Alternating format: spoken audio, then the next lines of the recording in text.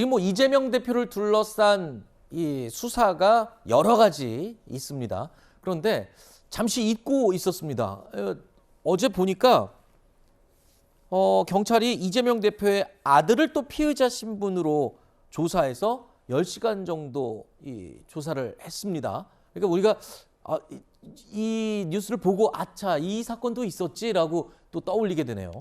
대선 과정 중에 이재명 대표에 대한 이런 의혹들, 논란들이 너무 많이 있었죠. 그 아들 부분에 대해서도 댓글을 어떻게 썼는 이런 여러 가지 얘기가 있었기 때문에 수사를 안 할 수 없겠다 생각을 했는데 역시 경찰 당연히 수사를 해야 되는 거고요.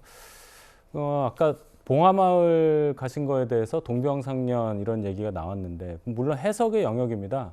꼭 그것 때문에 거기를 갔다고 저도 보진 않지만 노무현 정신이 저런 식으로 소비되는 것이 과연 맞느냐. 저는 민주당 분들과 생각이 다르긴 하지만 저는 노무현 정신이 국민들로부터 존경받는 노무현 대통령이 추구했던 그 정신들이 이런 식으로 폄훼되는 것에 대해서 굉장히 안타깝게 생각하고 김대중 대통령을 또 생각하는 그런 정신에 대해서도 이재명 대표가 얘기를 했는데 야당 탄압 아닙니다.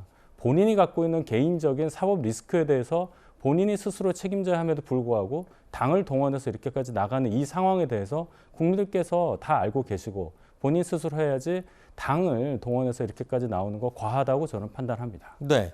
지금 민주당에서는 이재명 대표 아들에 대한 이 경찰 조사도 역시 의도가 있는 수사다라고 주장을 하는데 사실 그 아들에 대한 불법 도박 혐의는 온 국민이 떠들썩하게 알았던 그 사건 아닙니까? 근데 이것도 의도가 있는 걸로 봐야 되는 건지. 제가 답답한 게 물론 정치적으로 그렇게 주장은 할 수는 있겠지만 민주당 쪽 분들의 얘기를 들어보면 뭔가 본인에게 피해가 가는 일이 나오면 항상 정치적인 의도가 있다.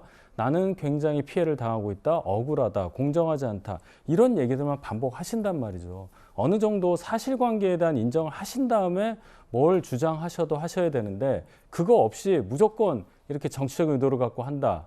아들에 대한 이 부분은 대선 과정에서 아까 말씀하셨다시피 전 국민이 다 알게 됐고 상세하게 너무나 자세하게 다 보도가 됐던 부분입니다. 이 부분에 대해서 그럼 수사를 하지 않고 덮어야 된다는 말인지 정말 궁금합니다, 저는. 네. 이 건에 대해서도 그때 사과도 했었죠? 이재명 했었죠. 당시 후보가. 예. 알겠습니다.